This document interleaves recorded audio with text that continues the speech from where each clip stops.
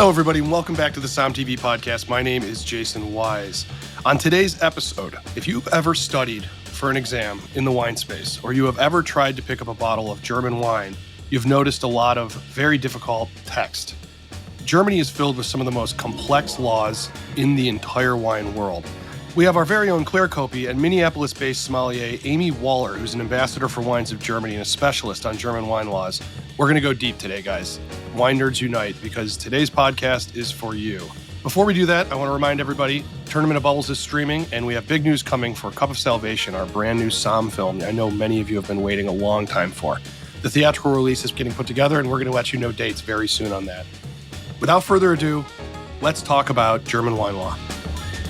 Hello, everyone. I'm Claire Copey, and we are going to get very, very nerdy today, friends.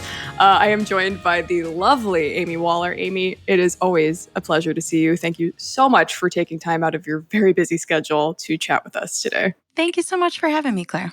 Yeah, absolutely. Amy you've worked in the hospitality industry for over 25 years, which is crazy to me because you look about 25. So I feel like maybe there's some saying kind of all labor the right laws. things. Thank you. That's crazy. There were labor laws in play. My mom had a restaurant and I was washing dishes by the time I was 12. So it's a good work ethic. I like it.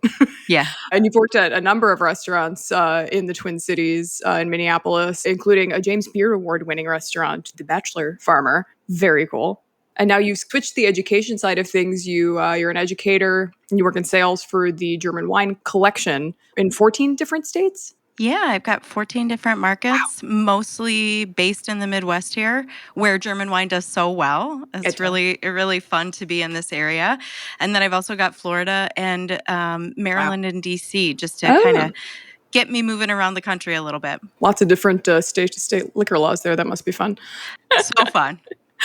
And you are also a Wines of Germany ambassador, which is perfect for today because we are going to get into German wine law. German wine law, yeah. Yeah. And I'm going to need your help with this just because it's been a minute since I studied this. And this is a German wine in general, but especially German wine law, I feel is a very, it's difficult for a lot of people to access. Why do you think that is? You know, I think that there are a lot of pieces to it. It's very complicated. I always feel also like the language itself can be a barrier. And once we kind of learn how to navigate the language and the label, that's our foot in the door once we start talking about German wine law specifically. Mm-hmm. Fortunately, we have some changes coming up that'll make it a little bit easier. But when I talk to consumers, I first and foremost want to tell them, don't worry about the law. Worry about what's in your glass. Is it yummy? Do you like it? That's my first step with consumers. But as people in the trade, leaning into that difficult wine law is going to get you really far. Do you speak German, by the way? I speak a tiny bit of German since wine I've German. been. I definitely speak wine German. I've been working with Wines of Germany for about 4 years. And so I've started taking some German language classes here in St. Paul because it'll help me with my wine German, first of all. But also when I go there, it's fun to have that cultural component along with the wine and the history and the geology and all of those pieces as well. And how did German wine become such a focus for you, by the way? I'm just curious. When I started at The Bachelor Farmer, my mentor and my boss there, Aaron Rolick, had put together this beautiful, mostly Northern Hemisphere Eurocentric list. And, there were 7 German Rieslings on the list. And I thought, she must be out of her mind. Like, there's no way we're selling. It is a bold move, right? There's no way we're selling that much German Riesling or German wine in general. And guess what? I was 100% wrong. I spent years dissecting what all of these different Rieslings were. I remember the first time I had a GG Riesling and what a light bulb moment that was, but also high quality Auslese and German Sekt, which was really a revelation, and German Spätburgunder, and all of these things that I had no idea German wine could be that. And because of that exploration, I fell right in love with the wines. And so my partnership with Wines of Germany has only pushed that. And then now it's my full-time job all the time, 24/7 German wine. Yeah. And Riesling is such a wonderful, it's such a wonderful introduction to the wines of Germany. It's certainly its most famous wine and the most planted grape in Germany. And it is cool to have a European country that is synonymous with a white grape because we don't really have that in other countries. But Riesling, and specifically, I think most people's perception of what a German Riesling is going to be, this off dry expression, is really just scratching the tip of the iceberg, right? There's so many different grapes, so many different styles, most of which is dry. Yes. You've got sparkling, you've got the sects. Let's get back to the wine law. I'm getting too excited about all the different German wines. Yes, it's an exciting time where it's not just those fruity styles. It is dry Riesling, certainly. It is high quality Sekt, whether that's from Riesling or Chardonnay or Pinot Noir, whatever that is. And then it's all the other grape varieties. So Spätburgunder or Pinot Noir, Grauburgunder, Weissburgunder, Sylvaner, Scheurebe, Sauvignon Blanc. We've got an incredible, diverse mix. And it's really exciting, not just to show consumers that, but also to show people in the trade where maybe they haven't checked in on German wine in years. This is the time to be checking back. Just from my basic grasp of this new German wine law, which we'll get into more, I think that it'll showcase more of the variety that Germany has to offer. Because when you go back to these older wine laws, a lot of them are kind of centered around Riesling. Would you say that's accurate? Yeah, I would say that's accurate. So can you tell us a little bit about when German wine law first came into effect and what that system was like? There have been several iterations of German wine law, but I think the most pronounced and the most significant was the 1971 German wine law. Historically, German wine law has been based upon this idea of ripeness, right? And specifically, we think, and we go directly to the Prädikat system. And that system of ripeness, based on the Oechsle scale, was put in place to create higher quality wines with ripeness, right? Because historically, they had a difficult time ripening grapes in this cool climate. I really can't overstate the influence of climate change right now because in places where we've never had ripeness or it's been difficult to ripen, grapes are ripening now, right? And it's not just Riesling. It's grapes that no one ever felt could ripe there. Spätburgunder, certainly Chardonnay. As our climate warms, this wine law needed to change because they're not struggling for ripeness anymore. Historically, we might get a vintage or two in a decade, and now 9 out of 10 are great vintages, 10 out of 10 are great vintages. And so I think it's really exciting that Germany was even willing to consider changing their wine law because I'm not sure that every country or every region would be willing to do that. These changes are based on the fact that the climate is warming, quality is better than ever, and so they needed to get on the same page. They needed to get with it, essentially, right? With what's going on in the world right now. And that's ripeness. And the more premium sites in Germany used to be completely based on that ripeness. If a site was, if the grapes there were able to achieve that proper level of ripeness, then that was considered a premium site, right? Exactly. And so now that's shifting. And now that's shifting because we still need to recognize those premium sites, certainly. So we're not forgetting about them, but we also need a system for those sites that are ripening things where historically they couldn't. What's happening now with this new wine law? What are the shifts? What are going to be the differences between the 71 and now the 2021 is when this started? Yes, it was ratified in January of 2021, but there will be a period of time for them to get everything in place. So it will technically be fully live in 2026. So they've got a number of years to get everything where it needs to be. Okay. And the new system from 2021 is really going to be revamped to align with the EU PDO structure as well as the VDP structure. So the VDP has had a structure in place similar to this for some time. And what are these things? What is the VDP, just for people who don't know? Oh yeah, the VDP is the Verband Deutsche Prädikatsweingüter, and it is an organization of producers within the country, a little over 200 producers. And the organization itself is committed to high quality German wine, but also promotion of German wines throughout the world, I would say. So we're moving into 4 classification categories, and the 2 most relevant for the American export market is Qualitätswein and Prädikatswein. Mhm. But essentially, first we've got Deutscher Wein, produced in Germany without a geographic designation.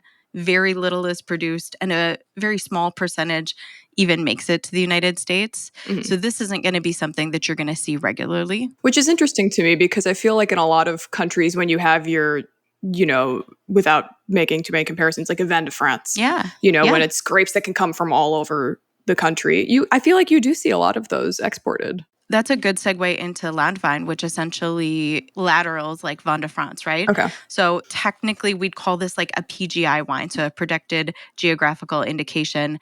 Can be produced with geographical indication and comprises about 26 regional designations. That's about 10% of German wine production. This is where you get into a lot of natural wines that are out there that might not fit into a box. Those are certainly within that Landwein category. Are you seeing a lot of orange wine coming out of Germany right now, kind of responding to that trend? Yeah, definitely. We're seeing more and more orange wine all the time. I have one behind me that you can kind of see. Oh, yeah, This yeah. Weissengrau for Annelien Mall.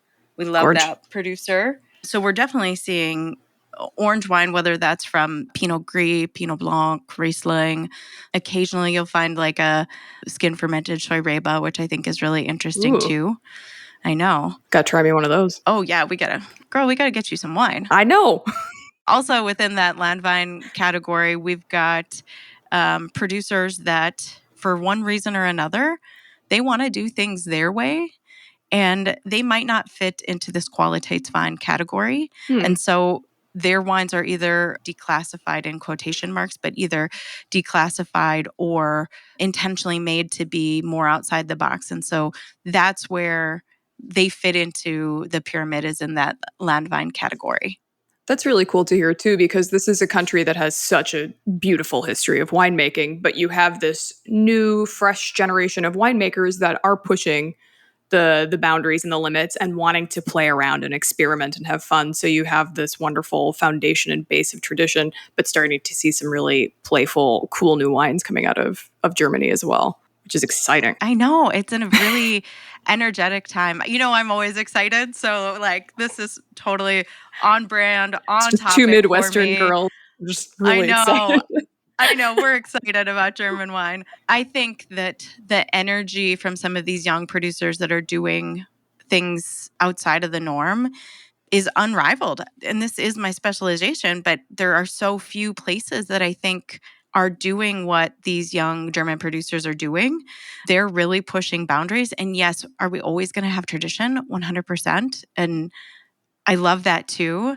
But energy and excitement coming out of these young producers doing different things is just palpable. And to have their country changing the laws to make more room for that as well, from such an old winemaking country. That's pretty cool. So that was the that was Landwein. That was the Landwein. So what do we move up to next? So we're moving up to Qualitätswein, and essentially that equates to a PDO, or protected designation of origin. It's at the top of the quality pyramid and is further divided into designations by origin. And, the philosophy here is really that French and Roman idea of the closer to the origin, the higher the quality. Got that. So within that, we've definitely got Prädikatswein. Just to go back, the Qualitätswein are coming from the 13 different growing regions, right? Basically. Yes, the Qualitätswein are coming from the 13 different growing regions, and in German we call those Anbaugebiet. Those are the regions like the Mosel and the Pfalz and the Rheinhessen and the Ahr and the Middle Mosel, and there are 13 of those throughout the country. Within the Qualitätswein, we've got the Prädikatswein. And the Prädikatswein scale is going to stay the same, So what's important here is knowing that that's a subcategory of the Prädikatswein. But within the Qualitätswein, we've got some geographic categories as well. Are you ready? We can do it. I'm trying to sort this out as well to make this as cohesive as possible. Going back, the Prädikatswein is again where it's the must-wait levels. Yes, the Prädikatswein is must-wait levels, ripeness. Categories there are Kabinett, Spätlese, Auslese, Beerenauslese, Eiswein, and Trockenbeerenauslese. So these new rules kind of swallow some of the old ones and keep them in there. We're going to keep that Prädikatswein scale. It's just going to be a subcategory of the Qualitätswein scale. Got it. It's not complicated, right? It's not. It's not. Once you start chipping away at it, and especially, I think having visual aid helps with studying the German wine laws as well, and of course, a glass of wine. Absolutely. The Wines of Germany, their website has been a lifesaver for me because they've always got the pyramids laid out. And so that is so helpful to see that scale. And it's not unlike other regions around the world. So I think it's set up properly, but the language occasionally can be a little bit of a barrier, right? Yeah. I mean, once you look at that pyramid, like for anybody who's studied, for wine exams, that's classic for any wine region. So it is very simple to absorb. I do think the language throws people off. Yeah. Just try. I think so, It's not right? hard. German's not so hard. No. And then we move into regional wines. From Bereich or Große Lager, a collective site that spans communes and districts, region is going to be taking the place of those two things. Okay. So instead of, as a wine professional, we've taken all of our tests and we had to memorize all of these Bereich. The region is going to take the place of that word moving forward. Okay. Region is a little bit easier for us to say, right? That is a lot and easier I feel like to say. everyone understands us when we say that, which is That's nice. So the name will include the region in front of the collective site. Got it. Then we're moving up and we're going into Ortswein. And Ortswein is just a village wine. Okay. So the name includes the village or district as designation of origin. It must reflect the characteristics of the local vineyards. It must be ripened to at least cabinet level. It can be still or sparkling. And there's a requirement for when it can be sold. So it has to be sold after December 15th of the year of harvest. Okay. So to give it a little time to relax and bottle. Exactly. So we've started at Anbaugebiet. We've gone to regional wines. We've gone to Ortswein. Right. And the fourth category is Einzellage, or single vineyard wines. Right. And there are some subcategories there. So the name will include designation of single vineyards or the classified site with the village or district. Okay. But it can be further classified into two other familiar terms, which is Erstes Gewächs and Grosses Gewächs. Yeah. So familiar, so German, right? But I feel like we've all studied these things. So one essentially equates to Premier Cru. We know that. And the other, we know that, Erstes Gewächs. And the other equates to, Grosses Gewächs equates to Grand Cru, if we were thinking in the French scheme of things. So great growth, first growth. Erstes Gewächs is from a single vineyard or small parcel within a collective site. Selectively harvested. There are yield requirements. It has to be a single grape variety that matches the regional taste profile. Has to undergo a sensory evaluation. Minimum alcohol level of 11%, must be dry and not sold until March 1st of the year following harvest. So those are our Premier Cru wines, right? Yes. Didn't realize they must be dry. Yeah, yep. Then we go into our Grosses Gewächs or Grand Cru.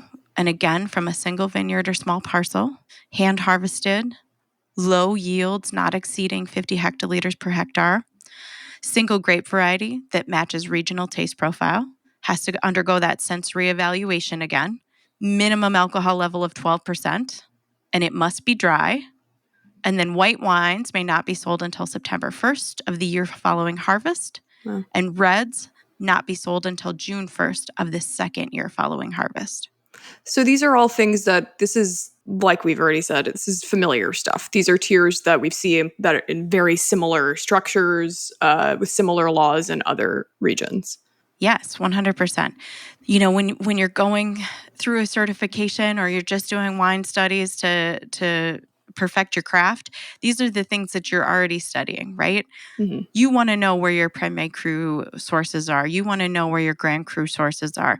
Yes, we have a different word for it, but you can always lean into that word, make it really special.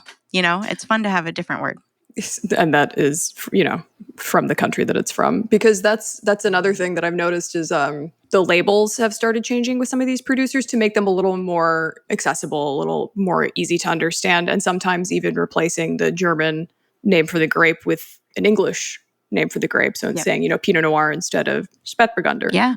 Do Yeah. you think that that's a good move on the whole? I mean, because there should be a balance, I think, to be found with still keeping the identity, right? Yeah, I think so too. A lot of growers are moving towards for the American market, English specifically on that front label, right? I think that's really important.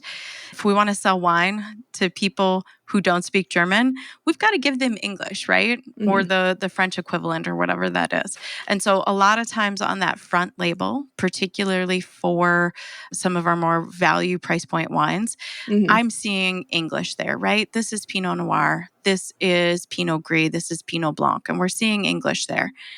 Not every term is going to have a translation, although I see a lot of dry on that front label now too. It's not all Trocken that's there.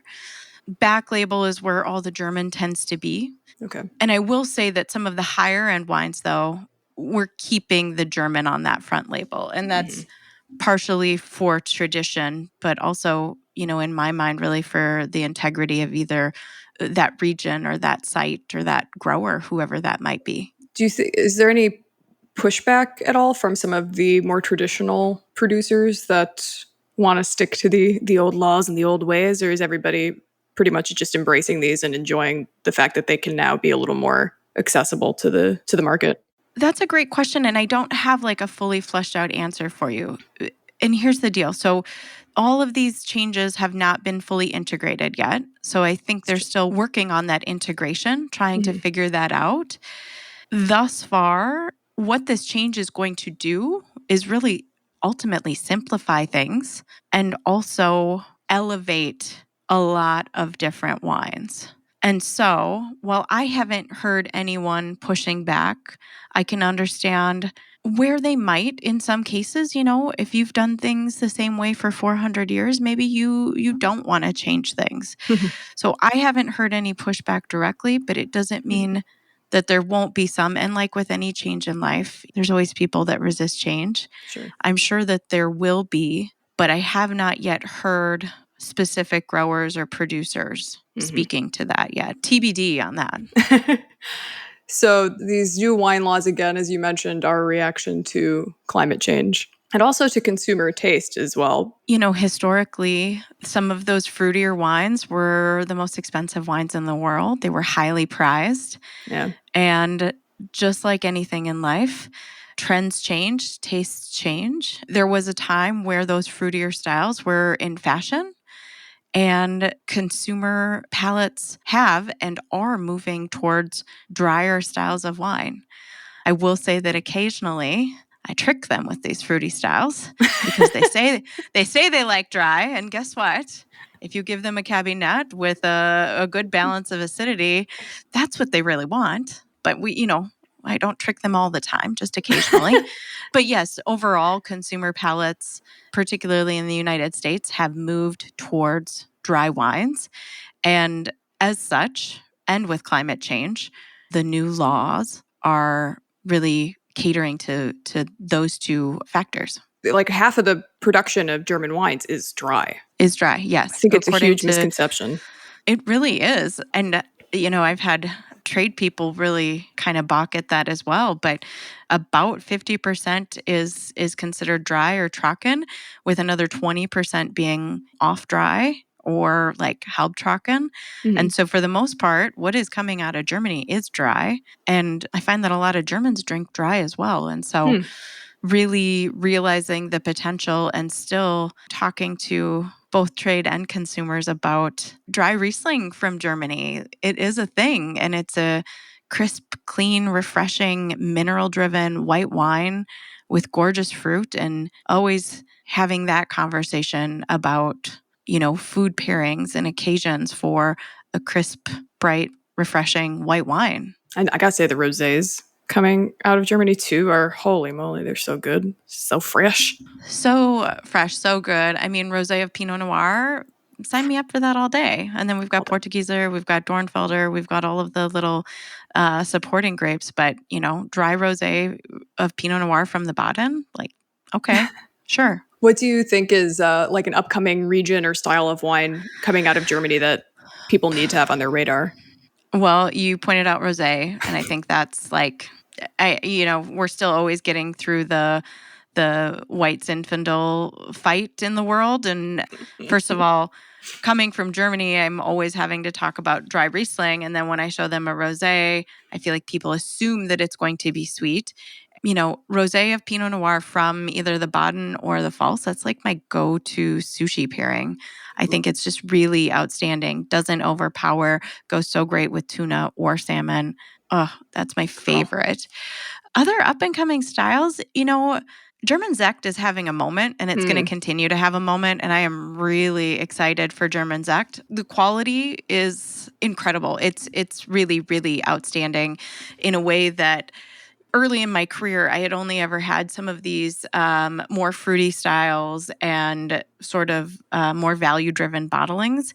And whether it's traveling to Germany or some of the producers that I'm getting here in my market, the quality level for German Sekt is through the roof right now because we have acid for the rest of our lives, right? So all we had to figure out, we do. It's part of the reason I fell in love with German wine and I love it so much is because I am an acid head and there is acid in this country and in every wine forever. These wines will outlast me and I'm so excited, right? I will be on my deathbed and I'll say, bring me my Riesling, right? But German Sekt, so we've got acid in this cool climate region, and they're making it from Riesling and Chardonnay and Pinot Meunier and Pinot Noir and using traditional methods. And these wines are, I hate to mention another region, but we've got another region in mind, right? Where we've got limestone soils, we've got traditional method, high quality sparkling wine. Wow. And they're coming out of Germany. It is so exciting. And some for of them, a lot less money. For a lot less money. For some of the Sekts, we've got sparkling Riesling, which I think is also really exciting because we've got fruit and we've got texture and we've got bubbles in Riesling. And could there be a more lovely thing? Great for food pairing. So Riesling Sekt, I find in particular is an incredible food pairer. But also, if we've got a more Chardonnay or Pinot blend, we can do a lot of things there. And just the quality coming out of these German Sekts, whether that's, I think of a couple producers in particular, Peter Lauer and Von Buhl and Robert Weil and Raumland and the Rheinhessen, those wines are legendary, those wines they're going to go forever. And the quality is really unparalleled. And I'm so excited about Sekt. Obviously, you saw me. I started talking with my hands. And then the other thing that's really exciting is Chardonnay. And so we're going to see more and more German Chardonnays coming. Again, I go back to the fact that I love acid and German Chardonnay. It's got all those friendly Chardonnay characteristics that you love. And then we've got just this very distinctively German acid backbone, acidity profile, right? In particular, we're seeing a lot of Chardonnay coming out of the Pfalz right now, but there's some planted in the Rheinhessen and the Nahe, certainly the Baden and Württemberg. And I think there's a little bit in Franken as well. So we're going to definitely see more Chardonnay too. It's really just an exciting time kind of all around. I get it's contagious. Your passion and your excitement for it is contagious. And it is, Riesling will always be a go-to from Germany. That there's no doubt about that. But there is just so much more that if you're only focusing on Riesling or only thinking that it's off-dry Riesling, you are just missing out on a dizzying variety of beautiful wines coming out of Germany. And, Spätburgunder as well. I feel like I have to mention Spätburgunder or Pinot Noir, right? I feel bad if I leave Spätburgunder out. Germany's the third largest producer of Pinot Noir in the world, which is shocking, right? It is. Only behind the United States and France. And Pinot Noir plantings are on the rise, and they are finding what works on which soil types, which clones. It is just every region.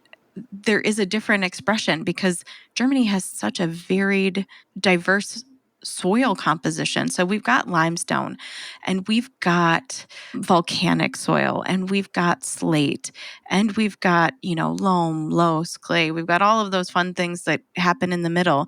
And so all of these shape are under representations too. It's fascinating to see what every region is doing on their own. And then we've got all of these different microclimates throughout. And then we've got acid and we're working with different barrel regimens, right? And so I feel like I said I'm excited about everything, but I guess that might be true. That's fair. And now with climate change, we're able to see so much more possibility and so much more variety in the grapes that are ripening properly to be made into these beautiful wines, and these laws that will now make all of them just that much more accessible. Thank you. Thank you for talking about the laws, because it can be hard to wrap your head around. It's been a long time since I've studied them. So thank you so much for sharing that knowledge. I mean, eventually it's going to make everything easier. We're still figuring out these changes. Producers are still grasping them. But I think it'll provide a better framework for really understanding the origins and quality levels while also reflecting the shifts and certainly climate change.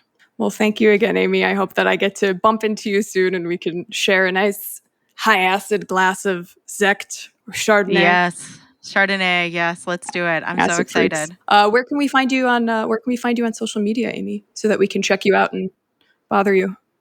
Yeah, please bother me. I would love to talk more about German wine law. I'm always still wrapping my brain around it.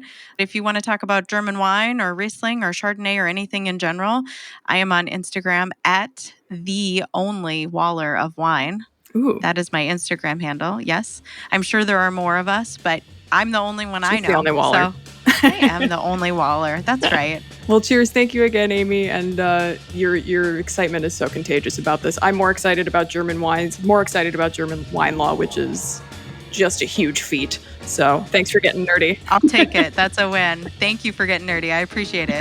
Cheers. Cheers. I want to thank everybody for listening. I hope you took notes. There will be a test next Tuesday on today's podcast. We want to know what other topics you want to hear us talk about. We love to get deep and nerdy on the wine stuff. So please hit us up wherever you listen. And if you love this podcast, leave us a great review.